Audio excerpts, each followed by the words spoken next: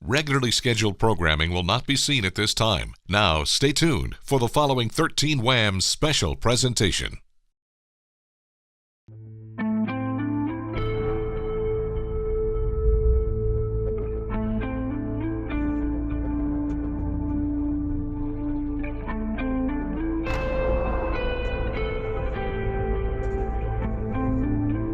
It's hard, even the love of being a mother is not strong enough to stop your drug addiction. I literally lost everything.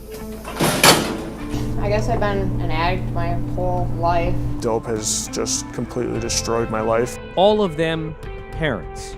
You raise me up so All of them the faces of addiction, in their own words, sharing their stories. Like, you hear about somebody overdosing and your first thing is to go to that spot because you know it's good.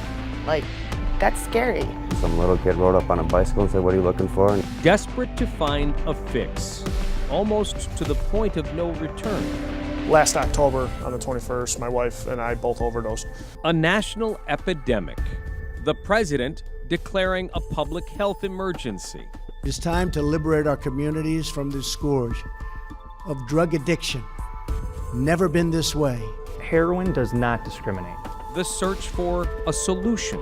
Is this the best place for these four folks to be right now? I think the simple answer is no. Well, I don't think that there's any single answer. I think it's got to be a large, comprehensive plan.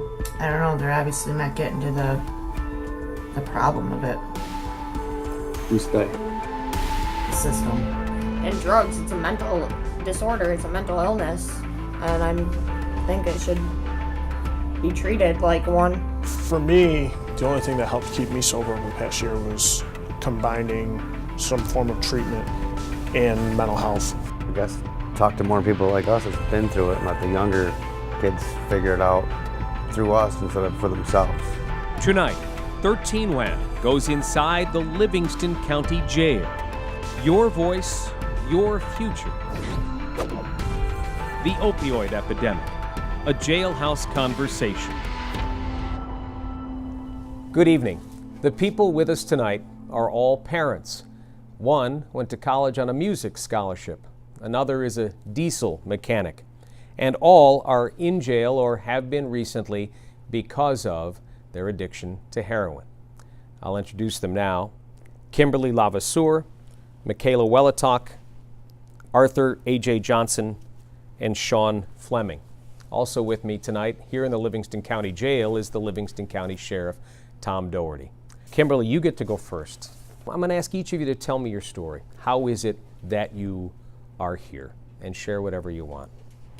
This is my 12th incarceration, actually. I'm here on a petty larceny because I steal and have an addiction to stealing, which also goes with my addiction to drugs, which heroin and cocaine. So, yeah, I've been upstate. I've stolen from people I love. Where'd you grow up? Dansville. Dansville. Talk about your childhood a little bit. My father was an alcoholic drug addict. My mother, she was a great mom. She was a single mother, pretty much, single parent. She ended up getting addicted to painkillers, Percocet. Me and my sister are best friends, but we both have had our shares of addiction. Mine just happened to last a little longer. She's been clean for 3 years. My upbringing was that of a broken home. All my friends are addicts, the whole town, pretty much. It's hard, even the love of being a mother is not strong enough to stop your drug addiction. I don't know what it's gonna take to stop it. This is my 12th time being in here. Kimberly wants to be with her 2-year-old son. It's my life, my world, reason I live. But addiction runs in her family and circle of friends. Her desperate need at times, she says, is more powerful than the fear of dying. I didn't care whether I was alive or dead, as long as I was feeling good. Lucky I'm alive. AJ, tell me your story. Well, from Syracuse area. I was coming out here to visit my stepfather in Dansville. I've been an addict for probably about 5 years, heavy alcoholic before that. I started off using painkillers because I got hurt at work, threw my back out. My prescriptions ran up, so I ended up finding painkillers on the streets. Well, they got very expensive, so I ended up going to heroin because it was cheaper, worked just as effective. And then I got to the point where I had to have it. I couldn't stop. I'd get so sick to the point where I'd have to go get it before I could even go to work. I literally lost everything. AJ had a lot going for him. He took great pride in his work as a diesel mechanic, a good job with good pay. But after a back injury, he was prescribed painkillers. Then the pills ran out. Desperate, he turned to more expensive drugs sold on the street, then a cheaper option, heroin. Soon, all of his money and possessions were gone. I just drove down one road that somebody told me about. I parked on the side of the road, and some little kid rode up on a bicycle and said, "What are you looking for?" AJ says the harsh reality of full-blown drug abuse surrounded him. I watched my girlfriend die, brought her back twice. Watched my brother die, brought him back once, all from overdosing. It's not a joke. It takes your life. I used to make probably like $700-800 a week. I spent all of that on drugs. I have a 7-year-old son that took the majority of the money that I didn't spend on drugs. And I sold probably about, or pawned probably about $250,000 worth of tools and equipment that I've had to fill the void that I couldn't fill with cash. And you were driving on 390 one day? Yep. What happened? My brother's had a 10-day inspection in his car, and the cop that passed us must have seen the piece of paper in the window and decided to pull us over and did a search in the car where he found my hypodermic needle underneath the seat. And I didn't have my card on me, so he brought me down here to get booked, basically, fingerprinted and mug shots, and they found heroin in my wallet, so I ended up doing 8 months. How long you been here now? 4.5. Michaela, tell me your story. I guess I've been an addict my whole life. Everything that I do to the extreme, whether it's good or bad. When I find something I like, I just do it to the extreme. But I started using heroin in March 2015. I became physically addicted within like 3 weeks. My mother passed away April 2015. I didn't really want to stop using until July of that year.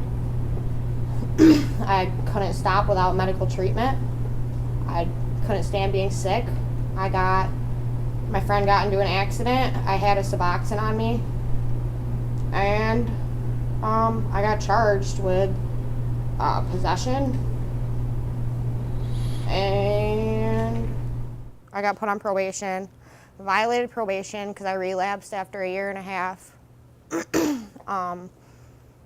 And then I got put back on probation, relapsed again in end of July, August of this year.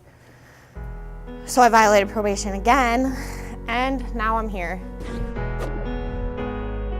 Why does anybody do anything? Because it feels good? Because people are, I don't know, some people feel like they're lacking something and they think they're gonna find it. At one time, Michaela thought she had it beat and then relapsed. She says heroin became a necessity, but not for euphoria. You're gonna get sick when you come off it, no matter who you are. And like, I wasn't using to get high, I was using because I couldn't stand being sick. Now a young mother and in jail, she admits falling back is simple. It's a disease. That's what diseases do. Diseases try to kill you. March of 2015, I started using heroin.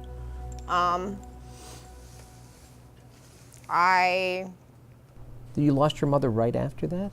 Lost my mother about 33 days after that. So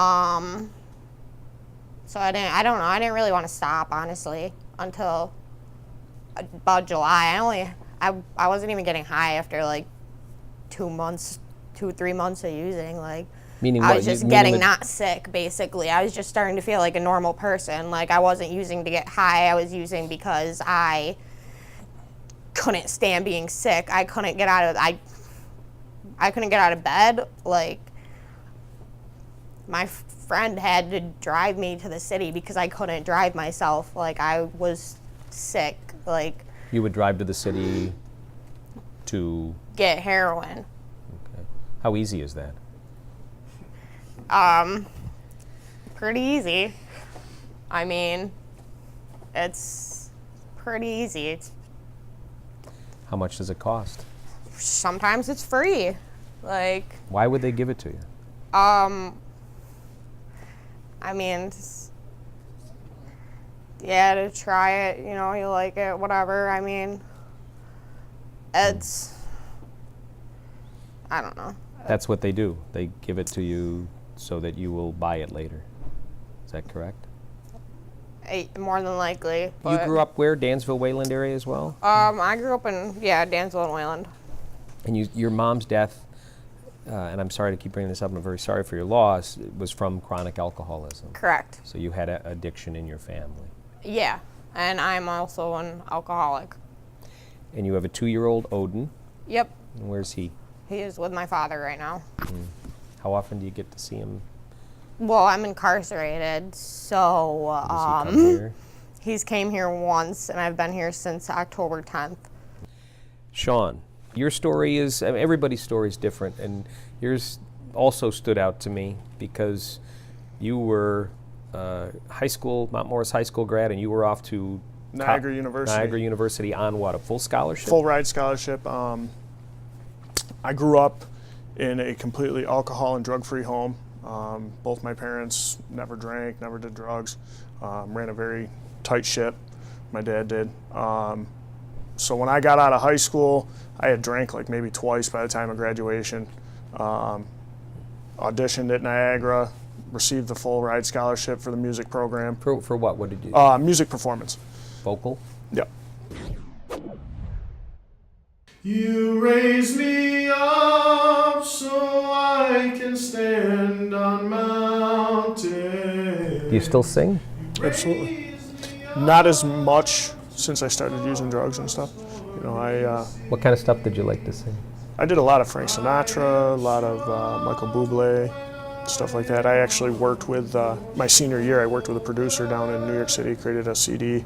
You know, I had big dreams. More than I can read. And I used to have an unbelievable drive for music that over the course of my year in college and since then I've just lost, and it only recently have I started to get back into it. I play 6 different instruments, and only recently did I actually take the time after I got clean to take some money, go buy myself a guitar and start playing again. You know, for my kids and I, they're all very musically inclined. You know, we used to, I can't tell you how many nights I sat around a campfire just playing guitar and enjoying life. You know, it's those things that I have to remind myself of to try to beat this.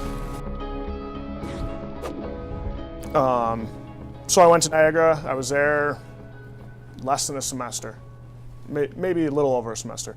And in that period of time, I began drinking heavily. I got into doing drugs, and it got to a point where I just pissed my whole scholarship right away.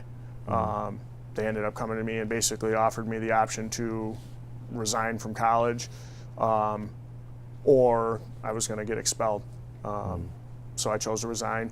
Came home, met a girl, and started working right away, doing construction for a local family friend. At which point, about 6 months after I had been home from college, I found out that my girlfriend was pregnant, and I was there from day one. I watched my daughter be born. She's 6 now. And 2 years after she was born, I found out that biologically she wasn't mine when my ex and I split up. And at that point, I just kind of went off the deep end mentally. You know, she'll always be my daughter, but it definitely broke me in my mind. and from there it's just been a downward spiral. About 2 years ago, my current fiance was incarcerated for a little bit of time, at which point I had some of her kids plus my daughter. And I had always done pills here and there, but it got to a point where heroin was just way cheaper to do. So I started doing heroin, and at that point I was a single father of 3, sometimes 5, depending on the given weekend. And it got to a point where I just became overwhelmed, and I started using heroin to just escape life, to not even mentally be here anymore. And you told me a story. Was there a point where you found yourself doing heroin with your father-in-law? Yeah, that's actually why I'm in here. While my wife was incarcerated, him and I were using heroin together, and at certain times he would give me items to pawn, which ultimately led to me stealing items from him, and I ended up getting a grand larceny in the 4th because of that. Sheriff, when you hear these, there's some similarities, but everybody's story is different. In your years in law enforcement, how has this heroin epidemic changed our world, do you think? Or your world? Tremendously. Absolutely. Even the time I've been in law enforcement, we used to deal with obviously alcohol and pills, and over the recent years we've seen the transition from a lot of pill abuse to heroin, fentanyl, basically whatever they can get their hands on to fulfill that craving. As you said, some variation in the stories, but also some similarities. If you listen, a lot of depression, a lot of turning to something to help their mental health issues that are going on. Where years past, we've always dealt with alcohol and alcoholics, and AA is very common, but you're seeing this heroin epidemic take on a new life and a new form where folks aren't just turning to alcohol anymore. They're turning to the streets once they can't fulfill getting that pill from a doctor. Also, you hear some stories like of an injury. We hear that story a lot. Other folks are just the opposite, and it's like a graduation through the various levels of drugs. And it speaks to the power of this addiction, which is where I want to go from here. AJ, let's start with you on this one. You were the one who told us about an injury. You were already an alcoholic, you said, but then an injury and you had a prescription. Some people are going to hear that story and they'll have had an injury and they will have been prescribed opioids, very common, and they will say, I couldn't wait to get off of them. For you, what was it like? The pain was unbearable. I couldn't stand it. And then the doctor said, no, you can't have any more. I tried to get more from him because what I had wasn't working anymore. And he's like, no, we're just going to cut you off and stick you on Tylenol and ibuprofen. And I was like, well, that ain't going to work. So I ended up getting a hold of pills on the street, and one thing led to another. But the addiction for you, you needed them for the pain, but then you had become addicted to the drugs themselves? Correct. How powerful is that addiction? You can't get out of bed. I couldn't go to work. I had to do drugs just to function normally in life. It's pretty bad. And then the level of drugs you're doing increased. Right, because you're not getting enough from the level you're doing, so it's a constant, I need more, I need more. Yep. And it was enough just to function, just to make it through the day. It wasn't taking away the pain anymore, it was just making it through the day. AJ, if I may, when you first had your injury, I would assume you had a legal prescription Yes. through a medical doctor. Yep. And can you talk a little bit about that? Were you eventually cut off? Did you then turn to the streets, and roughly what were you using MG-wise? What were you paying, and how did you ultimately end up turning to heroin? Well, I slipped a disc in my back, and they gave me hydrocodone 500 milligrams. And then I asked for 1,000 milligrams because it wasn't working. And they just said take 2 a day. And I only had 2 refills on my bottle. And then when that ran up, they wouldn't give me any more. So I knew a guy that had Oxycontins that I was getting, and they were a lot more powerful, stronger. I didn't need as much. And then eventually I needed more than just that. And he was charging like $1 a milligram, which went from $4 for a pill to $30 for the pill. And I was like, nah, I can't do that. So I ended up going to the city and getting $10 bag of heroin that lasted all day long. How do you do that? How do you've never bought, perhaps never, maybe you had, but maybe you'd never bought drugs illegally before from a street dealer. You drive into the city and Park your car on the side of the road and somebody will come up to you and ask you what you want. It's pretty bad. Wow. Michaela, do you remember how quickly the addiction grabbed you? When you With started? heroin? Yeah. Well, you said you were depressed as a child. You told me that you had depression, and you were drinking by age 12 or so. Probably. I mean, I had like a few drinks of alcohol when I was younger, but probably like heavily drinking like 15, 14. And so you were Full-blown addicted. alcoholic by 17. You were addicted to alcohol, which is a powerful addiction as well. Yeah. When it came to the heroin, which you started in March of 2015, you said. How? I mean, was It took me 3 weeks to notice that if I don't do this for a day, I don't feel good. Like, I cannot go work a full day. You know what I mean? And you were how old I then? guess. 21. 21 years old. And what were you doing for work? Farm work. Farm work. And, but there's other people who can take an opioid and not feel an addiction. In fact, want to get off of it. Not for 3 weeks straight. Yeah. If you're using it every day for 3 weeks straight, you're gonna get sick when you come off it, no matter who you are. And Suboxone is a substitute to help you not use the other stuff. Yeah. Yeah. Kimberly, the power of the addiction, how would you describe it? I've been using for 12 years, and like I said, like with my kid, it's not enough. It's powerful. It makes you feel like crap, and then you feel like crap about yourself, and then it's a vicious cycle. You just keep using and using to try to get rid of them feelings. And like, you hear about somebody overdosing, and your first thing is to go to that spot because you know it's good. Like, that's scary. Scary. You could hear about someone dying, Yeah. and you would go there to try to get what they had? Yeah. Because you know then it's good. It's You powerful. You talked about the power being, I mean, you're a mom. Yeah. What's more powerful than that? Heroin addiction, cocaine addiction, because I'm also a cocaine addict too, so they go hand in hand for me. So you're here in jail, you can't use, Nope. and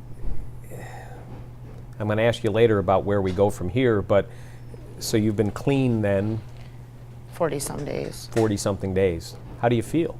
Good. I feel good. I don't want to use again. I want to go home to my kid and just do that, but the reality is when I go outside, it's right there. I live in Dansville. Everybody I know uses one drug or another. Sean, the power of the addiction for you, I mean, you were a guy who didn't drink or do anything in high school. For me, mine kind of gradually grew, and like I said earlier, it was more for an emotional escape. Best way I can describe it to somebody who's never experienced it before is I literally fight a battle with myself in my brain on a daily, day-to-day basis. You know, even so, being in here, you know, not necessarily craving it. You know, I did it at first, you know, but I actually celebrated a year of sobriety in here on the 21st of October. And even now, a year later, there's still days where, you know, I get thinking about my kid, or, you know, and it creeps right back up on me that quick, you know, just the mental obsession over it, you know. Even though I know I'm in jail, I can't possibly get it, but yet I'm still all day long sitting there stewing inside my own brain about, man, you know, how nice it would be to just escape for a little while, to not be in reality of where I'm at, you know. What was it like for your family? You talked about your family being pretty straight and narrow. Yeah. When you went away to Niagara and then started using. It crushed my family. You know, I've just in the past year have I started to rebuild a lot of the relationships, you know, with my brother. I grew up, my second youngest brother and I were best friends growing up. We were 4 years apart. And because of my drug addiction, led him into the world of drugs. You know, I don't want to say I was the first person to ever get him to try a drug, but I'm pretty sure I probably was, you know, and I watched him starting to go down the same path. Luckily, he got out of it, you know, before trying anything too extreme. But, you know, it broke his and I's relationship. It broke my parents and I's relationship. You know, thank God they've stuck by my side through all this. And, you know, when it came out, because it came out that I was on heroin prior to me being arrested for anything. I was in family court. My daughter's mother had found out. Mind you, I was a father who had complete split custody. You know, most guys in New York and across the country, you're lucky to get 3 days, you know, get a weekend with your kid. You know, I had my daughter 5 days a week from the day she was born to now I see her 2 hours a week on a supervised visit with my parents. You know, dope has just completely destroyed my life, and it took only a 6-month period of time to do it. AJ, another thing that people who are addicts deal with is the guilt. How powerful is the guilt on top of the addiction, the guilt of how you've impacted not only your own life, but the life of your child, the life of your family, the life of your friends? Well, I have seen my son every day for 7 years until the day I came in here.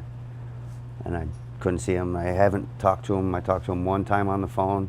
My mom brought him 2 weeks ago to visit, and that's the first time I seen him, and he was crushed. He was happy to see me, but when he had to walk out that door, it wasn't easy. Kim, the guilt? I have 2 dead parents, and I put my mom through hell with this, so I have a lot of guilt there. My grandmother also died almost a year ago, and my reason for going to prison was because I stole money from her.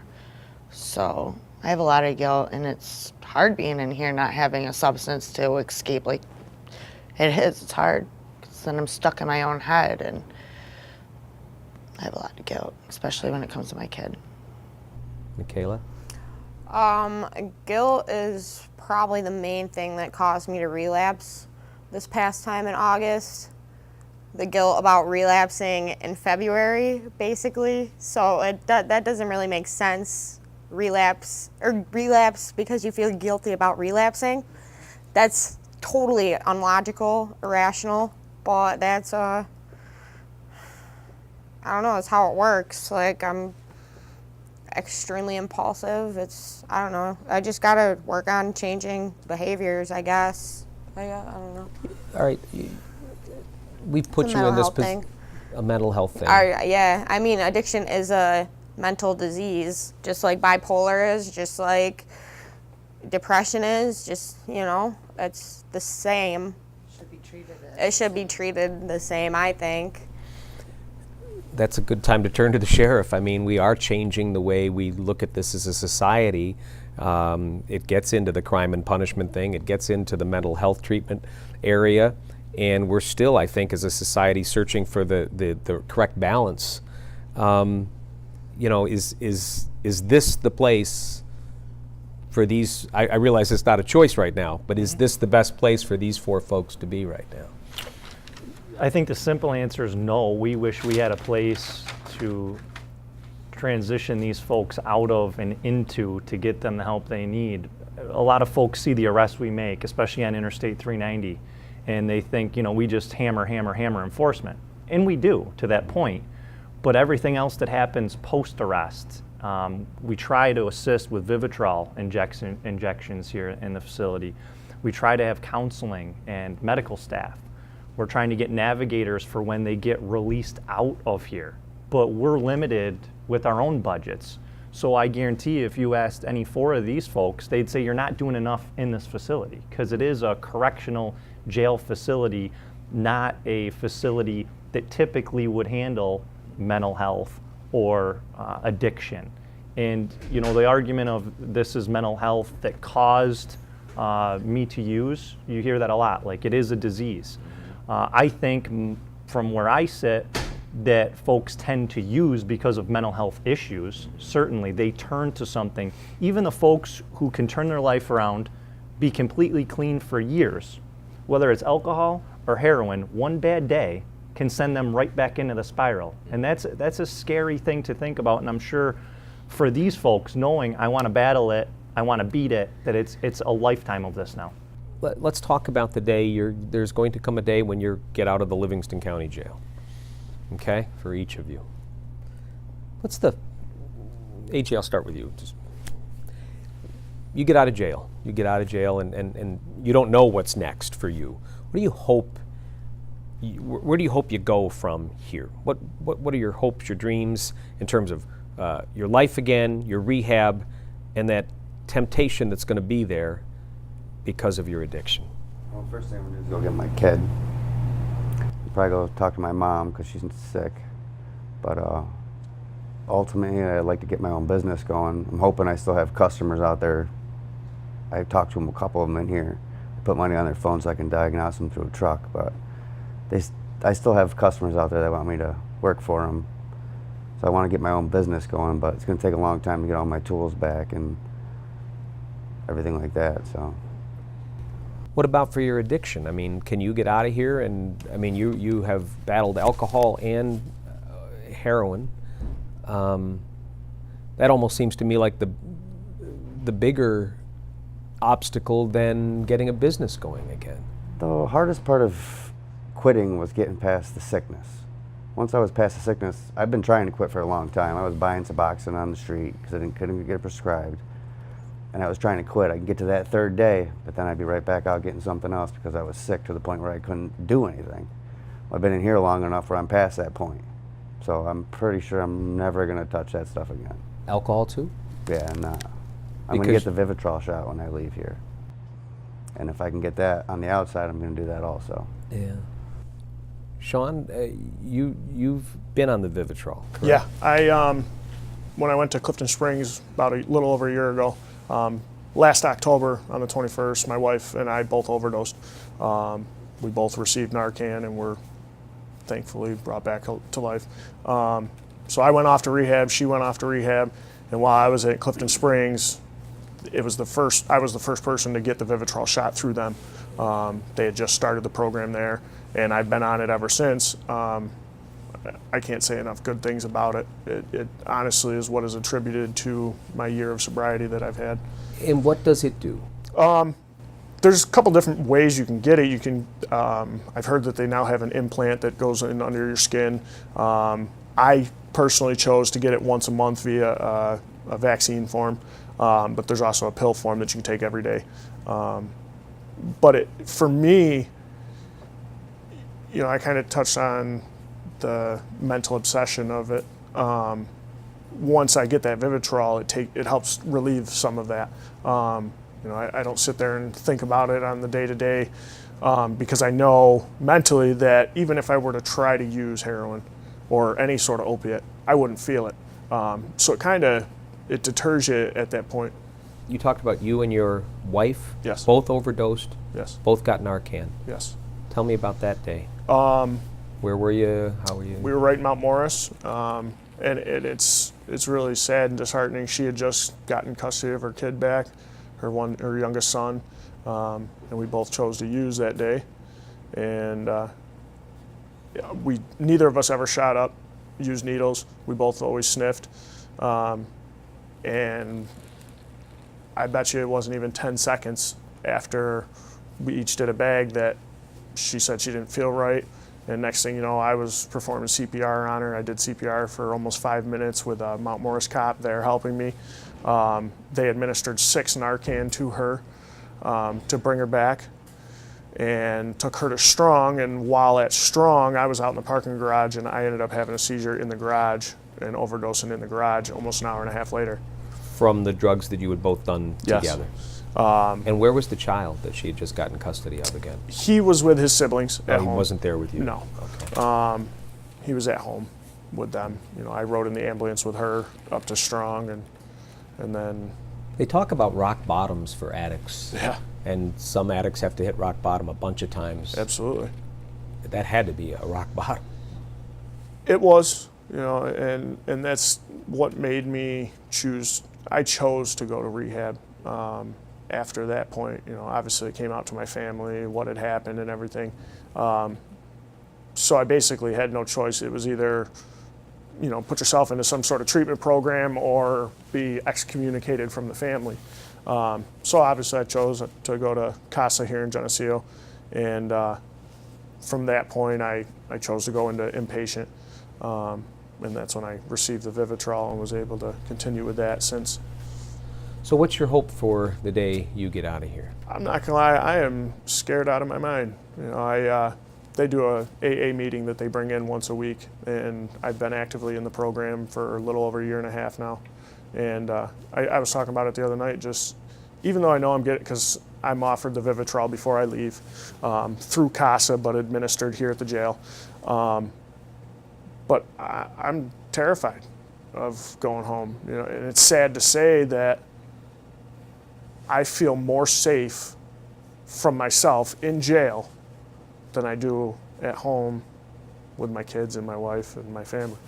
You know, I mean that just goes to show how powerful this is. You know, even though I know that I can't use because of the Vivitrol, you know, there's so many decisions that I could make over the next 6 months, whether it be stop taking Vivitrol or this and that, that would allow me to go right back to my old ways. You say you can't use because of the Vivitrol. Why is that? I just wouldn't feel it. Okay. It's an opiate blocker. Okay. So you could use, but it wouldn't. Yeah. You wouldn't. Basically, you know, I could try to use. I wouldn't feel it, which at that point would be just a waste of money. And you have precipitated withdrawal, which is 10 times worse than regular withdrawal. Instantaneous withdrawal. Yeah. What is that? Explain to me. Like it hits right away. If you use Heroin while you're on the Vivitrol, yeah. I watched my fiance actually have like a seizure pretty much on the floor 3 days after he had Vivitrol and tried to use. And for 72 hours, he was stuck in bed, sick. Where's your fiance right now? Livingston County Jail. Michaela, you don't know when you're getting out, No. but when you do, what is? Do you have a plan? Do you have a hope? Do you have options for success? Well, I'm gonna work and go to meetings. That seemed to work pretty well for me last time. Not this last time, but when I first got clean off heroin in 2015, I was clean for a year and a half before I relapsed in February 2017. So I'm just gonna try, but I stopped like working on my recovery every day. I thought I was kind of in the clear. Is that a common mistake that you? Yes. You think you got it? Yes, because it never goes away. We're sick, you know what I mean? Like, we're sick. And it's the same with like people with depression. Like, you have to work on it every day. Sure, you can take a medication to be assisted, but it's not going to go away. So for the rest of your life, and that's true for all of you, you realize that, you know, you're however old now, but 10 years from now and 20 years from now and 30 years from now, you will have to remember, and let's hope you all get there and are successful, that you're going to, even then, even all those years later, you are still an addict, you are still on that far away from back to what got you here. I think it's similar with people who suffer from like severe depression with like suicide, you know what I mean? Like, we can help people who are suicidal. I think it's might be the same, like, not the same, but similar, like, impulses, I guess, kind of. Because, like, when you want to use, you're like, all it takes is a half a second and you're doing it, you know what I mean? Let's talk a little bit That about person that wants to jump off the bridge, you know what I mean? Like, it's kind of a metaphor, but all it takes is a half a second and you're on your way, you know? It's too easy to get. Let's talk about the solutions now. We'll start with Tom, with Sheriff Doherty. First of all, when you've mentioned that this is a jail, it's not a treatment facility, and then we've heard that Livingston County and probably a lot of other places don't have a lot or enough treatment options. Where should we be going on this? In other words, when they get out of the Livingston County Jail, you don't want to see them again, at least not in here. Correct. What's in your mind, what should we as a society be working on to maybe send them on their way with more hope that they're not going to come back, or even worse, lose their lives? Well, I don't think that there's any single answer. I think it's got to be a large, comprehensive plan, and we've started that here in the county. Certainly more work to do, but I think the single most important is getting to the youth, and we started the HERO program, getting into the schools, bringing inmates out of the facility that are willing, just like these folks were willing to talk to you today, putting them in front of 11th and 12th graders. And really, I think the age should even be younger, but we get a little resistance from parents and schools, understandably. But giving them the live, in-person scenario that landed that person in the jail, that's powerful. The kids will listen to them. I can say as much as I want, don't use drugs, and they say you're a cop. Teachers can say the same, they say you're a teacher. Parents, the same. So when it's a real person with a real problem that's incarcerated, the kids respond to that. So I think the HERO program, we got to continue to build that this year. All Livingston County schools have been agreeable. So that's our number one. Several following steps. We've done medication drop boxes throughout the county through several partnerships. And partnerships is key in all of this. Getting the medicine cabinets emptied out so kids don't experiment with Oxy or Hydros or any of those things that lead more to addiction. We did this plan where we open it up that, yeah, we are heavy on enforcement in this county, and our crime's down 30% with property crimes because it's folks just like these that are out stealing. And I bet you they wouldn't steal when they're clean and sober, but they get that craving and they don't have any money in their pocket. I bet you if you asked them, they would steal from anybody. Doesn't matter if it's their mom, their dad, husbands, wives, children. I mean, we've seen it all.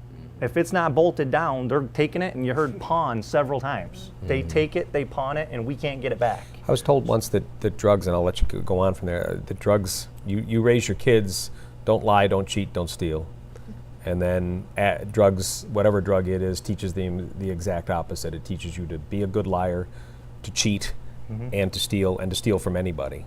I would guarantee you these four are all master manipulators. They can lie with the best of them, they can connive, and they can get their people that know them very well to believe them. True? Absolutely. I think everybody's a manipulator in their own way, to an extent. These folks just have the addiction drive to do it better than anybody else, and they succeed a lot of times. We've had a lot of folks that we've arrested that the mother or father will call, and they said they had no clue at all that their son or daughter was using heroin. Maybe thought some weed here and there, but not ever heroin. There's a big difference between heroin and other drugs too. If a kid's nodding out, they're probably using some sort of opiate. They can't get out of bed. Like, Right. Puking, diarrhea, shakes, irritable. If they look like they're falling asleep, that's what nodding out is. it took me about 2 months, and I was honest with my family. Like, I need help. Like, I'm going to the city. Bye. Like. Yeah. The sad part is that to the folks who will respond on like a Facebook post and say, don't go after these low level, go after the dealers. Well, we'd love to go after the dealers. And if people give us dealers, we go after them. A large amount of those folks are not in this county. It's typically a trip to a large city on a street corner. But what the arrest does do is, again, it reduces our property crime because they're not out stealing. But larger than that, it gives us control of these folks to put them in a facility to then try and get them the help, because we opened it up countywide, said we won't arrest you. Like, this isn't about arrest us. We know we're not going to arrest our way out of this. If you have an addiction problem, come to us, turn in your drugs, and we'll immediately get you involved with CASA and mental health. And we had all these great partnerships. And that was over a year ago. And to date, only one person has taken us up on that, and it was a marijuana pipe that they turned in. So no folks like yourself have taken us up on that. And that's disheartening when you're trying your best. But I think also all of you would be under an agreement that you wouldn't go turn your drugs in or your needle in or say I want help until something like an arrest happens. Or if you're scared of getting arrested for giving a cop drugs, I don't want to be charged. I got charged with 1 Suboxone, and I'm dealing with this crap 2 years later. Like, I don't want to have a bundle of heroin and get charged with a bundle of heroin and get a felony. I'm not a felon. Even if they say that You know what I mean? even if they say you can turn it in without repercussion, your trust level is not there. Oh yeah, my trust level is not there at all. No. Yeah. That's scary. I do not want to be a felon. What could have, going back, and we're going to continue to talk about solutions, what could have changed it for any one of you? Was there one thing that could have changed it, or was this a path that you could not have avoided? Being able to get into a detox quick.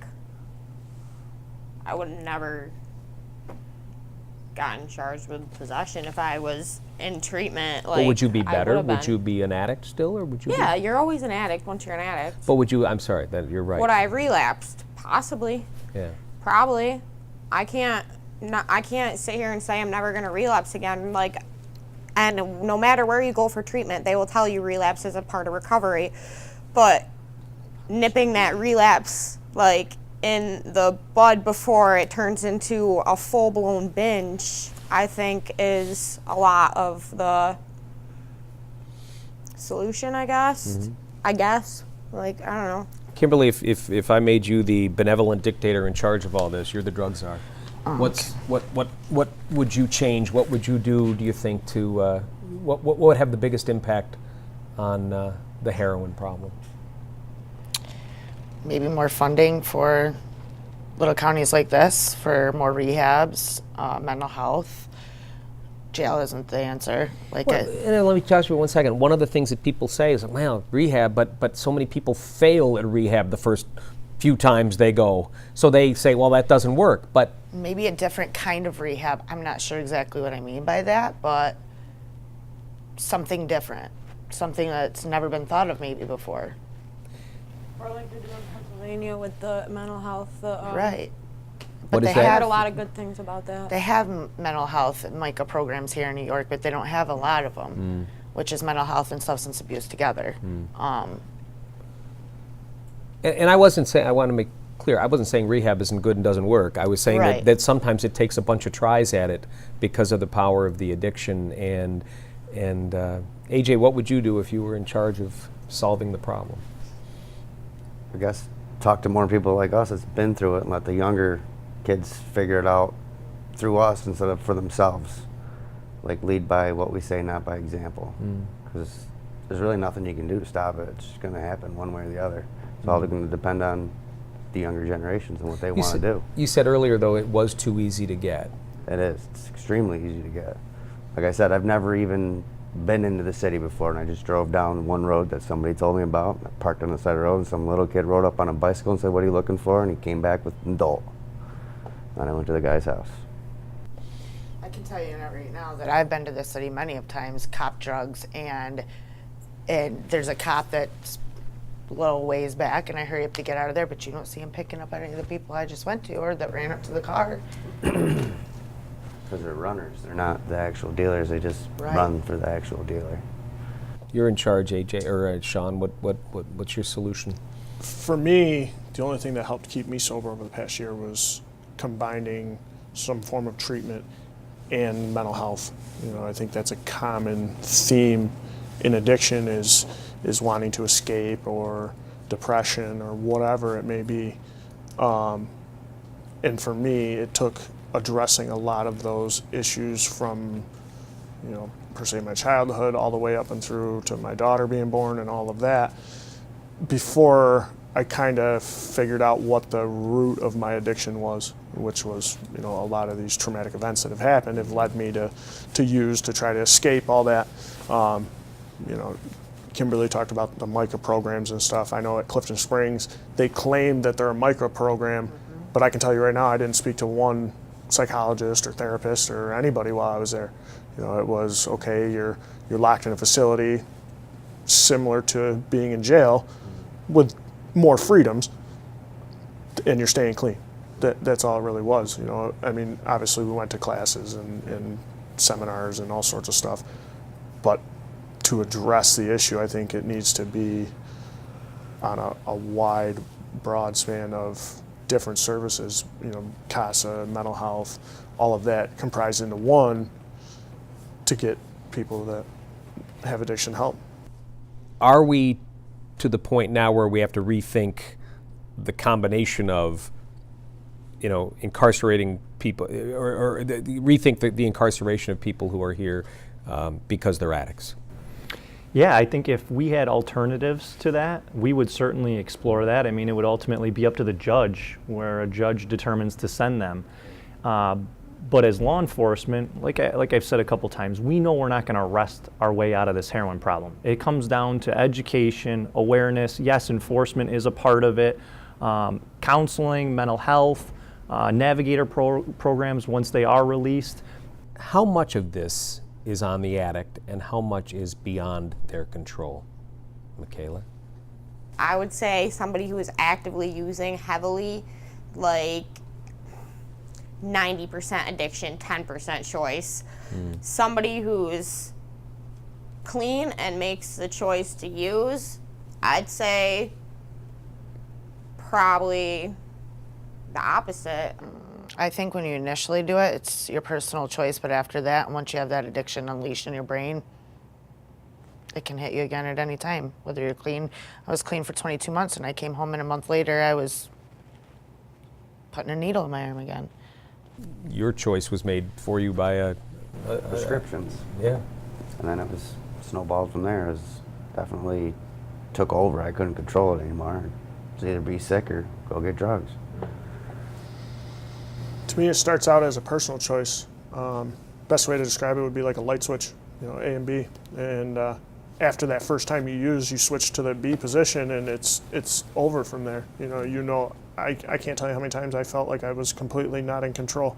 I'm on my way to the city, and I get to the city, and I'm like, how the did I end up here?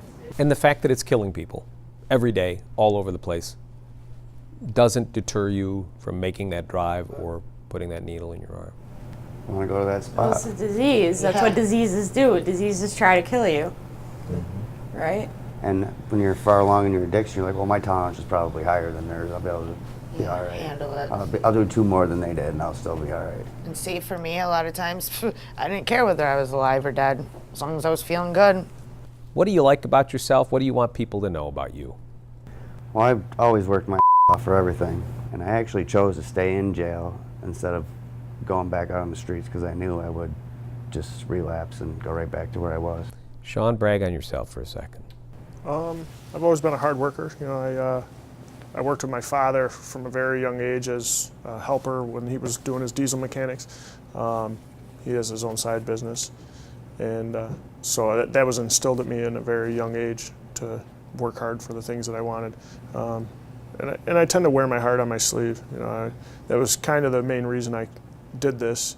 I was a little apprehensive at first when some of the deputies came to talk to us about it, but it ultimately came down to wanting to, even if it only helps one person, to hear what we all had to say today, then it was worth it to me. And a lot of the guys that are in the dorm and in the pods here, and they kind of look at you funny for wanting to talk to the news about something like this. Michaela, brag about you. Well, I think I'm kind, compassionate. I think I'm a pretty good person, despite being an addict. I know I'm a good person, you know what I mean? But I just got some issues. I'm a good mom. I'm a good sister. I'm passionate about, I want to help others like myself. I don't know what exactly. When I was young, I wanted to be a lawyer. Felonies, you can't do that now. So I'm loving, I'm caring, I'm funny. I'm the goofball in our pod. So I like to make people laugh. Makes me feel good. What do you hope comes from this? I hope that when you air this, that the viewers take the time to listen and try and understand their stories, and that this is a real problem. Even if they have no connection to any of it, it could be them. It could be their extended family, it could be a close family member. There's a lot of inmates here that aren't gonna come and talk to me or you about their problems, and I commend them for doing this, and this will make a difference. I firmly believe that. This will make a difference when people listen to an actual person going through it. Kimberly, Michaela, Sean, AJ, we wish you all the best, and we thank you for doing this with us tonight. And I'm completely hopeful and optimistic that I can call all you guys in 10 years and your lives are going to be going real well, and that you've helped some others along the way. Thanks so much. And thank you for joining us tonight. Glad you watched.